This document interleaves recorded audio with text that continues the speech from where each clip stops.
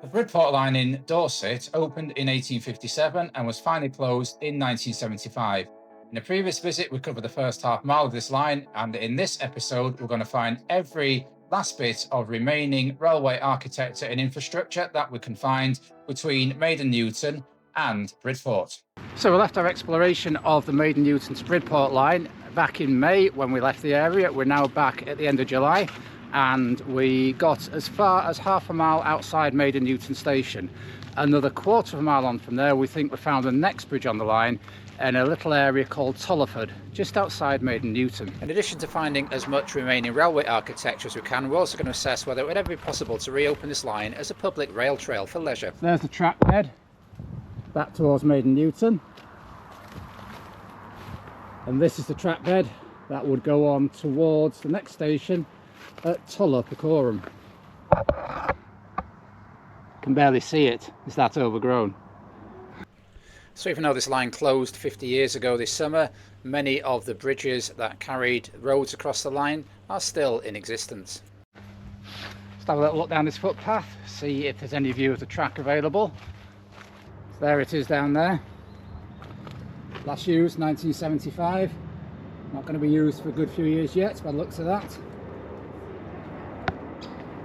In probably about 10 feet worth of cutting. There we go down there. The track bed beneath us. The first two bridges we're investigating you can see on this old map here. And about 100 yards from that bridge, back down onto the main road out of Maiden Newton, we come across the next bridge. So probably only about 100 yards away from the previous one we looked at. Now then, that looks a bit more promising in terms of accessible trail one day, doesn't it?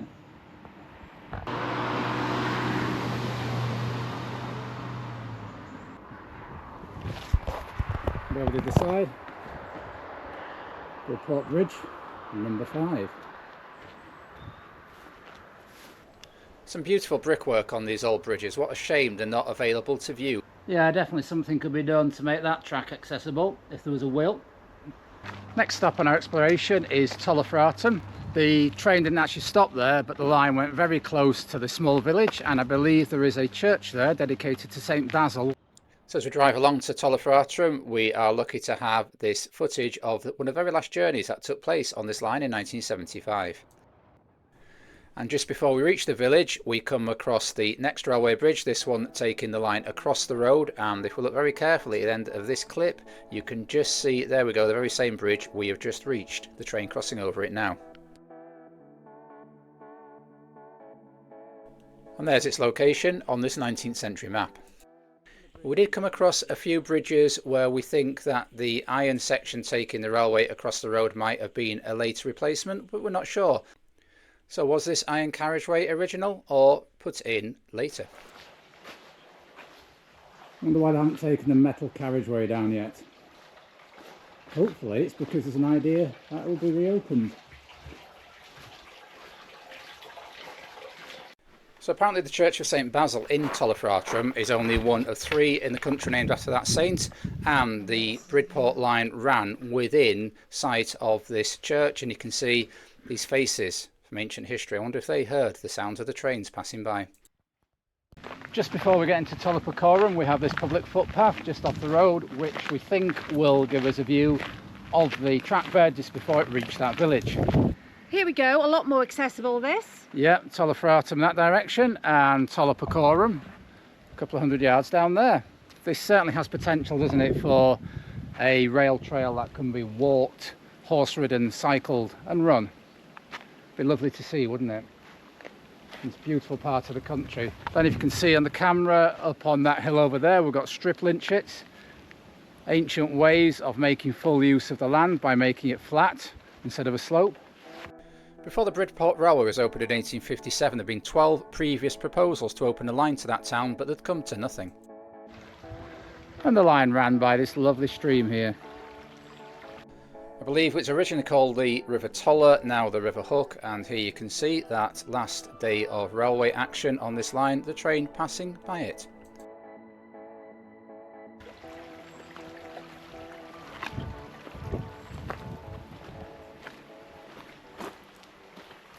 If you're enjoying the content on this video, please consider giving it a like. And if you'd like to consider subscribing, it's absolutely free. We're a new channel on YouTube looking to expand and bring you videos about all types of history. So Tolafratum was the first stop on the line after trains had left Maiden Newton, so we're going to see if we can find the site of the former railway station.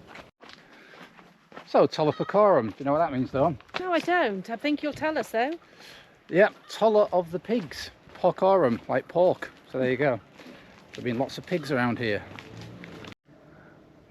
I think that is the railway station on the village notice board, but I think the board has seen better days.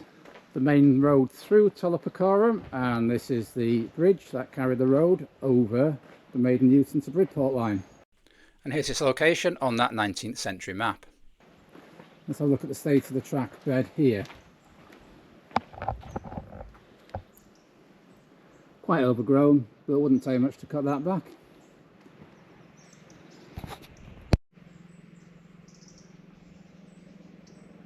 Somebody's garden. Yes, I read the line now runs right through somebody's garden. The old Tola station itself was dismantled and moved to Devon in the 1980s, but we can get a closer look of the platform which still remains. I think we might be able to get a view of it if we go down this byway, just by the telephone kiosk. It actually has a telephone in it still. Yeah. And that byway leads us literally onto the platform, the end of which is there. Behind us was the old railway station, private residence. I can see, you see it down a milk churn on the along there. In future episodes on this channel, we shall be looking in more detail at each of the disused stations along this line. Here's a train pulling in to Tolafratum in 1975. So if you'd like to see those, then please subscribe to the channel. It's absolutely free. We have a passion for history from all centuries and all different genres, and we hope to share that with you. The station was actually opened in 1862, 5 years after the line opened. So as well as the export of pigs, for which Tolafratum is famous, this line was also used to carry butter, Dorset blue cheese and watercress from the area to the rest of the country, and pit props from local wood were sent to the South Wales coalfields. It says the public footpath leads this way, away from their house, not that way, towards their house. What a lovely thing to have in your garden. Yeah. 1860s railway platform. And we get a view of that road bridge through the village from the underneath. Actually in two sections. First one, the second one. Don't think I want to go in those nettles to get any closer.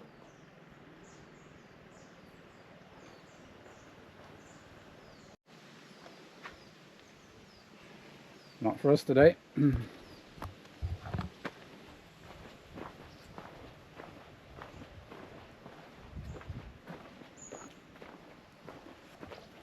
Some of those porter's trolleys still left as well. I wonder if it's from the original station or whether the owners have bought it to make it look like a period feature.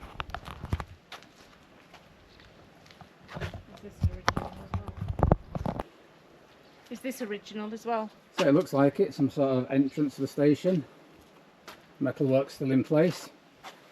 So yeah, originally there was no shelter on this particular station. There were arguments about how much it should cost. I think eventually some sort of wooden shack was built for the sum of £45, but they wanted a proper Great Western Railway shelter at about £300, but the locals were told no. Quick visit to the Church of St Andrews in the village, and we see this lovely embroidery which commemorates the railway bridge and also the famous local pigs. Another railway relic, bridge number, I think it says 59 on it. Actually bridge number 9.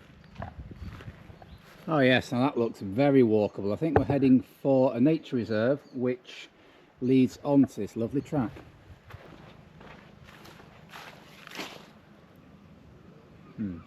Blocked off there sadly. So a couple of small car parks at the entrance to Powerstock Common Nature Reserve, and then there's about 1.5 miles of accessible track bed. There's just remains of a gate that led down to the railway.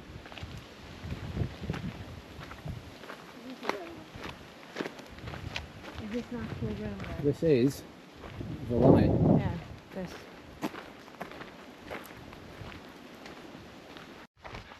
We're now in the Witherstone cutting. Now this was an area of the railway that caused immense difficulties. It delayed the opening of it by several months because the navvies kept banking the land up and there were slips, and the inspector from the Board of Trade at the time said that there's no way the railway could open until it had been properly dealt with. So this is one sticky patch on the Maiden Newton to Bridport Railway. You can see from this vintage footage quite how wide and shallow the Witherstone cutting is. It had to have successive hollowings out due to the unstable clay soil. In fact, the whole extra cost of making the Witherstone cutting pushed up the cost of the construction of the Bridport line considerably. In addition, because it was quite a small scale branch line that was being funded by local business people, some of the materials being used were substandard and had to be replaced frequently. So the Bridport line wasn't quite the commercial success that its founders had envisaged. In fact, in 1876 a train derailed here, and in 1881 the line was closed due to heavy snow. The line's opening had been delayed by the fencing being of poor quality and again not passed by the inspector from the Board of Trade. So all in all, a problematic line, and eventually there was a conversion from broad gauge to standard gauge, which we'll talk about in a little while. We have a railway ganger's hut, been restored but in its original place. Now used as a bat roost.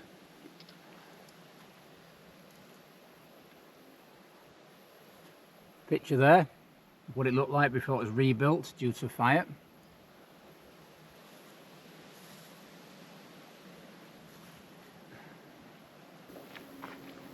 Holes in that post, just to carry something like telegraph wires along the line? I'm not sure.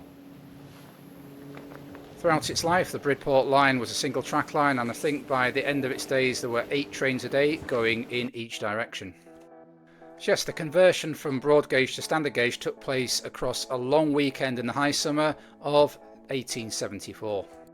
There are 180 navvies employed in doing it, some sleeping in the goods shed at Bridport, others in the goods shed at Maiden Newton. To ensure the work was done quickly, plate layers were not allowed to bring alcohol to work, and there was a special religious service put on for them on the Sunday. I wonder if this was Bridge 9 I stopped and looked at on the way in. A bit deteriorated. It looks like it's... Oh, it looks like this has been sealed off. Bridge unsafe. Used or not. Maybe for diversion. Originally I think this bridge was for this farm track, but it later became a full tarmac road.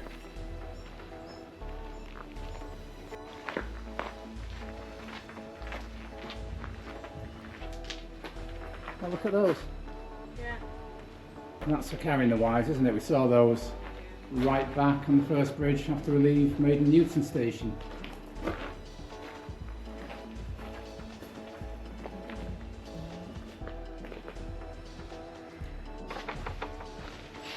Wall remains just off the track here. Wonder if this was some sort of hut.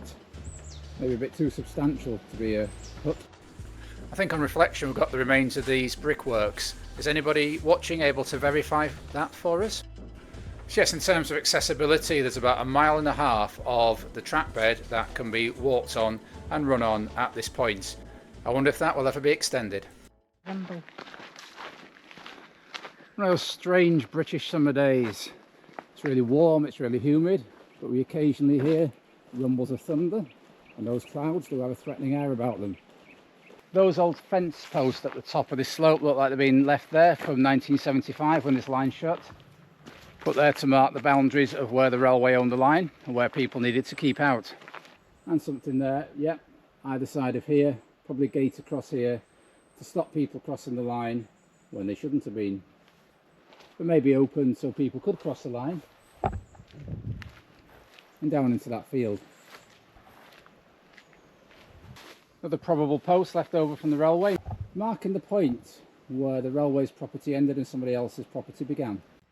Yes, this part of the line we've been walking along for about 1.5 miles down towards Powerstock, and just over a mile back is now part of Powerstock Common Nature Reserve. It's so far we've found the best preserved part of the line apart from the 1/2 mile coming out of Maiden Newton. Certainly very runnable, very cyclable, very walkable, and if it were a public bridleway, very horse riderable.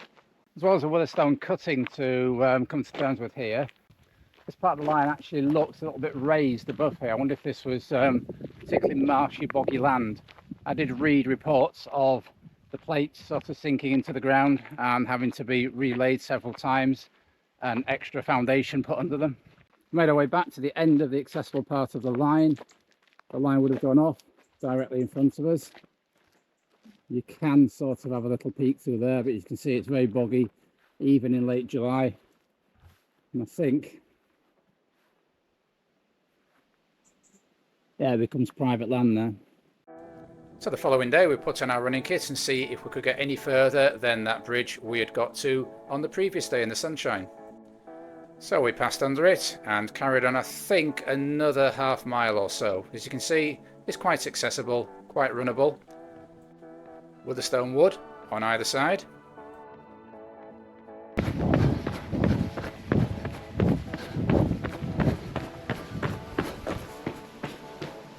Yes, this bridge, is it Wetley Bridge, is definitely the end of the accessible line.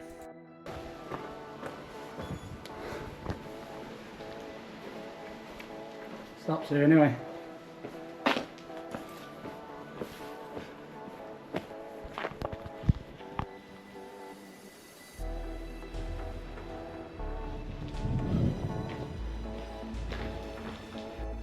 We then ran back to find this next bridge with a rather interesting inscription on it.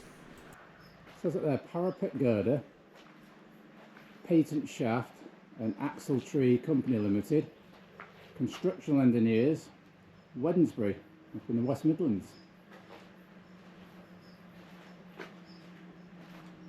It's like a later replacement from the original railway. Again, this part of the line fenced off as private property. Next stop, Powerstock, originally called Porstock, but as the railway changed the name because Poor Stock wasn't a great name for a railway, was it? The village also changed its name. The station itself isn't anywhere near Powerstock, it's a little bit out and it is near the hamlet of Nettlecombe. It's been a private residence since the 1960s, so it will form part of another programme where we look at various disused stations in Dorset. Next stop, Loaders, a village that petitioned to have a station, but that was turned down. Two bridges to see here. I believe the road actually had to be lowered by about 10 feet to let the railway pass over safely and for road traffic to still continue to use the road underneath.